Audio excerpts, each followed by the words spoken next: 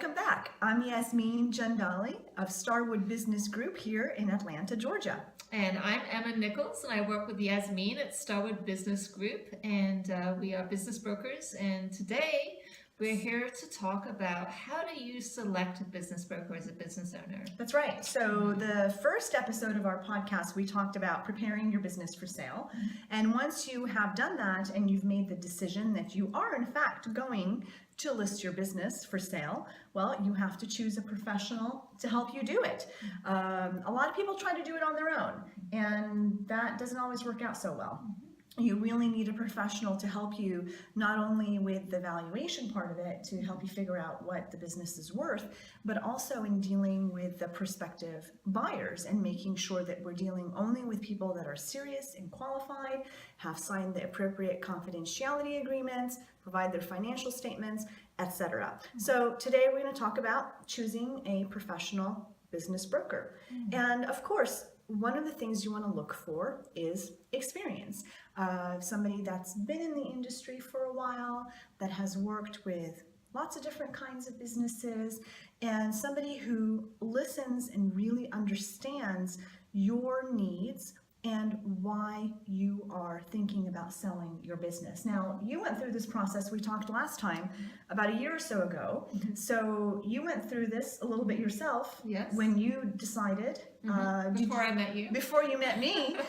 Did you actually interview more than one broker? Or No, tell me a little bit about what you did. I didn't. We had a referral, and came very highly referred, and there were pros and cons. And one of the things that was really good was this person that helped me sell my business was well connected, brought on some good team members, like a really good closing attorney, and was able to market the business pretty well on various outlets, and had been in the business a long time. So those were good things to look for. Sure, absolutely. Something else that we think people should look for is, what it may not seem very significant, but it actually is. In the industry, there's a term called trunk slammers. And these are people that don't necessarily have a space, office space. Maybe they work out of a basement or their car or the local Dunkin' Donuts or Starbucks coffee shop. And it's just not the most professional way to deal with this industry, because the way you need to look at this is the person that you choose to represent you in the sale of your company, which is probably one of the largest assets that you own, perhaps aside from your home, this person is going to be your face to prospective buyers. And who you choose says a lot about you as the business owner and the decisions that you make and what kind of business owner you are.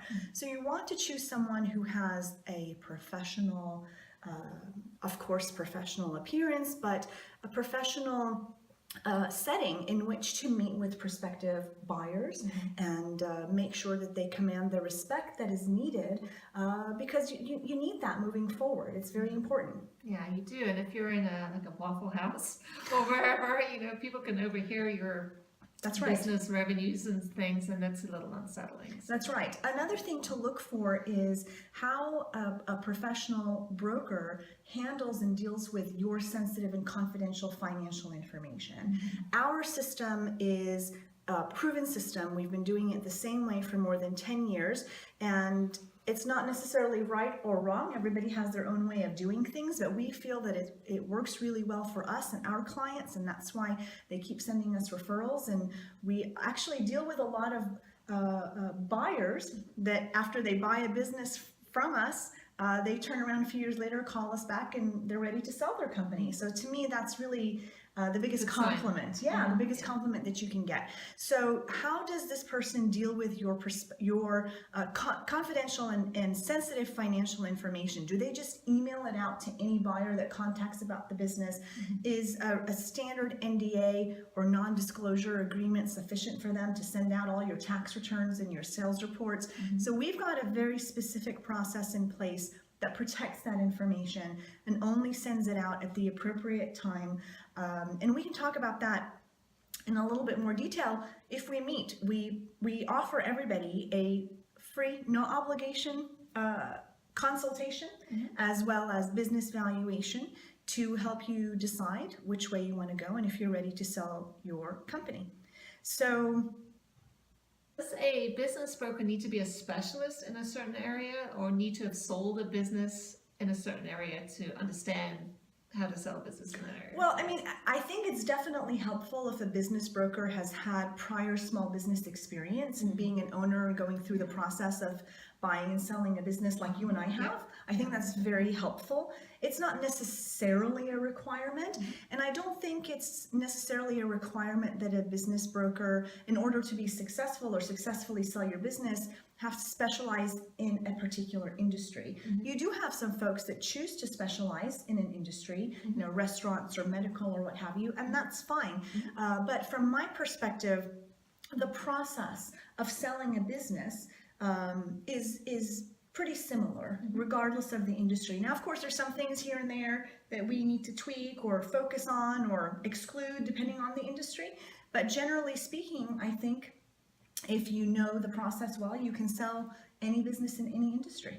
Of course, you over the years have had a bunch of experience in all different kinds of industries. So yeah, and that's one of the things I really enjoy about what we do is you get to not only meet amazing entrepreneurs who come up with these phenomenal ideas and learn about all the unique ways that people earn a living. It really is astounding, isn't it? Some of the things that people do, and you're like, why didn't I think of that? right, And it gives me ideas. absolutely. And then we get to learn about different industries as well. But again, because we have a proven system that's been in place for more than 10 years and has proven successful over and over and over again, we can apply our system, tweak it as needed, but apply our system to pretty much any business in any industry.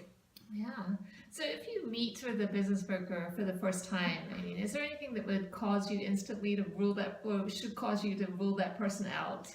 Yeah, one of the things to me Yeah. would be somebody who would ask you as the owner how much you think your business is worth, and then take that number Yes. and run with it. Because as the professional, it is their job to review and analyze your financials and tell you, okay, my professional opinion is that your business is worth X, and this is how much we're going to list it for. The other thing as well is somebody who does what's called a tabletop valuation. From my perspective, that really does a major disservice to business owners. It should be a more involved process that does a more thorough analysis of the financials and the financial history of the company in order to come up with a fair and accurate value. Yeah, and we'll cover that in another episode. Yep. But we do a very detailed analysis, looking at it in several different ways, and so that's We really do, and most of our businesses end up selling for an average of 86 to 92% of the asking price, and that's a really good percentage, and it's because we do a good job up front of reviewing those financials, and we don't make a habit of telling the business owners what we think they want to hear, because at the end of the day, that doesn't do anybody any good. Yeah. Exactly, and you know, many brokers, you'd hate to think this, but I think they do kind of go with what the owner wants to sell it for because, well, they want the business. Well, it's less resistance that way. Right, But it's exactly. our job as professional brokers to educate not only the business owners, but buyers as well. And we'll talk about buyers, the process with buyers later on down the road. But it's our job to educate people. That's part of our process is education. And then I don't know if we should get into this maybe in another episode, but what about the commission?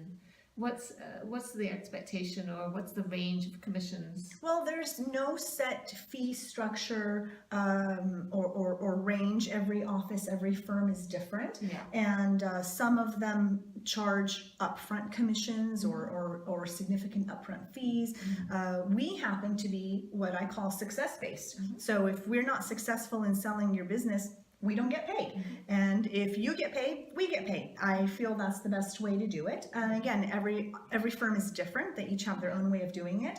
And that's why we recommend that you usually talk to 2 or 3, probably not more than that because then it gets overwhelming, a couple or 3 brokers, and you feel who is the best fit for you and who can best represent you and your company. Yeah, and also personality-wise, it's probably important to get along and see things eye to eye. So I would agree with that, yeah, because I mean, the fact of the matter is the process could take a while. I mean, the business could sell in a month.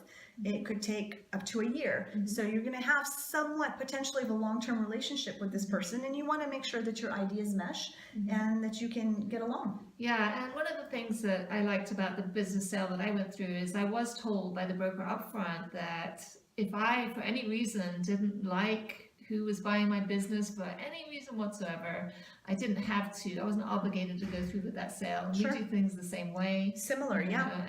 So it gives you a lot. It helps you maintain control over the process as a business seller. That's a very really good true. thing. Yeah, that's very true, because the Yeah. last thing you want is to feel like it's out of your control or that you're obligated to accept one thing or one person or another, and that's not the case. So it is really a partnership. When you retain a professional business broker, they're part of your team, just like your accountant and your attorney and your, whoever else that you have on your team, your consultants. We're just another member of that team that has your best interest and your business interest at heart, so that we can do what's best for you and your company.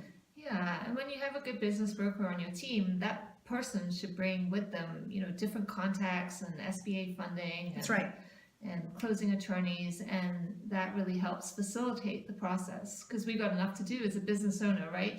That's right. Keep the business going and profitable until we sell it. So that's right, and that should be your focus. If you sign a listing agreement, you need to really try to forget about the fact that you're selling your business and keep focus on running your business. Increase profits. That's right. You still own it. Why not? For sure. Yeah, absolutely. So if there's any other questions that you have, you're welcome to call us at 770-814-4466. You can also visit our website at starwoodbusinessgroup.com. You can contact us through there. Send us suggestions, questions, ideas for future podcasts. We'd love to hear them. And we'd love to have a chance to meet with you and answer any questions that you might have. Thanks so much for watching. Thank you. Bye. Bye.